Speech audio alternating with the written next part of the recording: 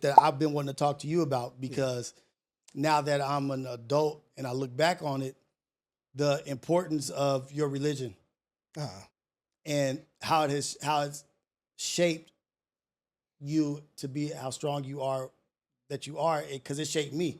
It had an impact on me unbeknownst to me. Yeah. It had an impact on me. It gave me like an advantage of understanding, because there's a lot of people that are in this world that are ignorant to Islam, right? Yeah.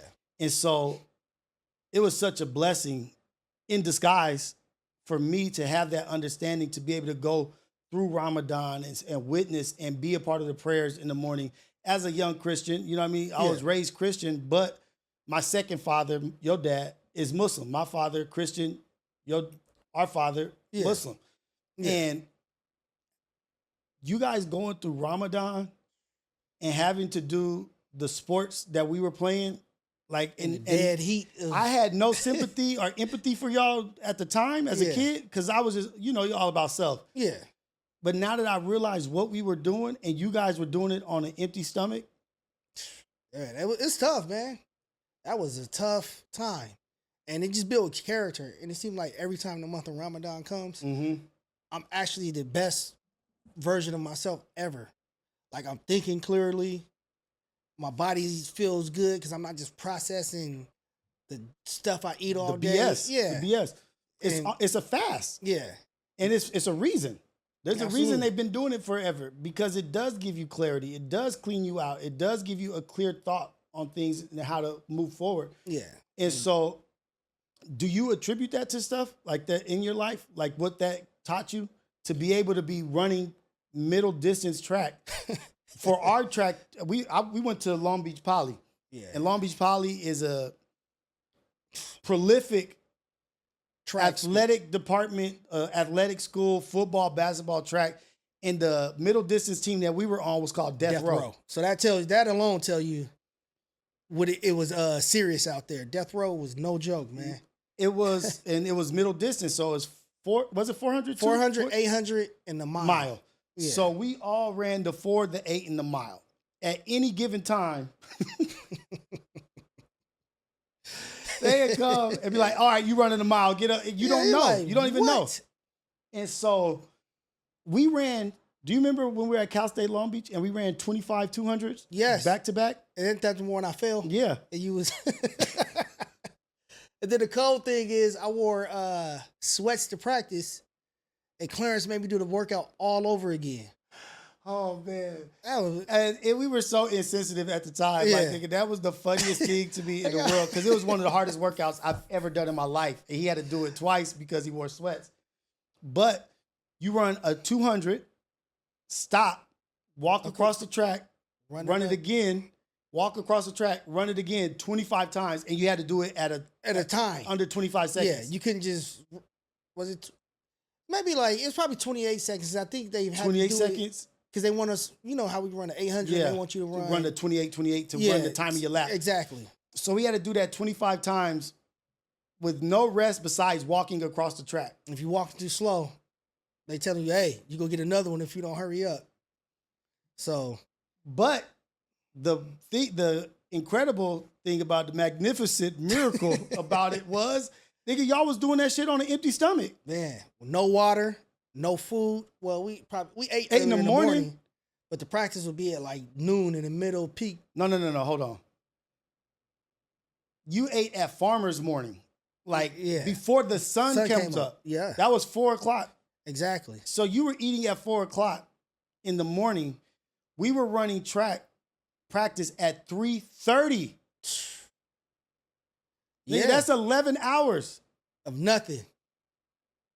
And guess what? I didn't know y'all wasn't drinking water, nigga. Nothing, man. We was out there. It was a struggle, man. Oh man, I have such a different understanding and respect for you guys. Cause I really didn't respect you guys. Like, look at these guys. But you guys used to be cramping up. Yeah. And then the coaches would be like understanding at some point, sometimes, but not really. Yeah. They didn't get it because they weren't really understanding of what was going on. I think we were probably like the only Muslims to come through Poly and run track. Right. Like maybe Naima. Was Naima? I know what you're talking about. I don't know. If I don't know. was or She not. might not have been. But Only person I remember is Zahelia Zahelia, and us. yeah, because she used to be struggling through. Yeah, but I don't know if she always fasted because some people were nation, and before the nation aligned themselves with the actual Muslim Ramadan calendar, they would do it in like December because the sun goes down a lot earlier. Like that's when that month they would do it and make it easier. And they was like, that's not the right way to do it. We go get on the actual Ramadan calendar where it changes throughout the year, so you can experience Ramadan at different for times. long. Yeah. From you don't eat till 8:30, 8:45, or then when you get into the winter months, you're eating it. You break fast around 4, 5, so it's a lot smaller. But the sun has to be down. Yeah, it just got a sunset. Sunset. Yeah, it's not sun down. Yeah, just the black. moment of sunset. Okay, Yeah, okay. Then that's when you. Nigga, can that's break pretty your much fast. the sundown. Sunset is the sundown. Absolutely. That's 5 minutes. And then you have to, but you have to eat before daybreak, not sunrise. Yeah, I know. Yeah, so it's tough, man. Do you get anxiety thinking back about that? Like how tough that was? Nah, I love it. Did you look forward to it as a kid? No, I did not. As a kid, no. Do you make your kids do it? Yeah, they do it. Okay. Are you making Araya do it during track? I don't know. These kids aren't built the same. They're not. So, and they don't eat right. Don't sleep right. None of that stuff. So I don't know if it'll be healthy for her to do it. That's a tough one. You know what I mean? Because she's just as active as we are. Yeah. She's just as active. She's playing flag football, track. Yeah. The only difference is she's not running long distance. Not long or distance. Middle distance. She's running that was sprints. That was like crazy. Yeah. Remember I got kicked off the cross country team? Yeah. And I remember I quit the cross country team. I got kicked off the cross country. Why did I get kicked off the cross country team? What did you do? I can't remember what you did, but I know what I did. I rode the bus back. The runabout. Because we ran from Poly to downtown to the Queen Mary. And then you got on the runabout, which is free. And it takes you from a certain point downtown to like a point, more north part where you can get off in. I took the bus back. I took the bus back and acted like I ran back. And they caught me. Yeah. And they kicked me off the team. And that was the year they won the state championship. Yep. And I quit because we went up to Signal Hill. We ran from Poly to Signal Hill. And worked then out. we did a 30-minute run before they built all those houses. And they're like, all right, now we're going to do the workout. I was like, huh? Yeah. And I told them, I was like, you guys know what? I stood up and everybody, I was like, I respect everything y'all doing, but this is not for me. And I'm going to go ahead and head back to Poly and I'm done with cross country. Never went back out there again, man. Hey, cross country was a beast. Because Death Row, we just run from Poly there and we would do work out there. Yeah. But it was like not do a 30-minute warm-up, though. No, we did the 30-minute run and then we would go back.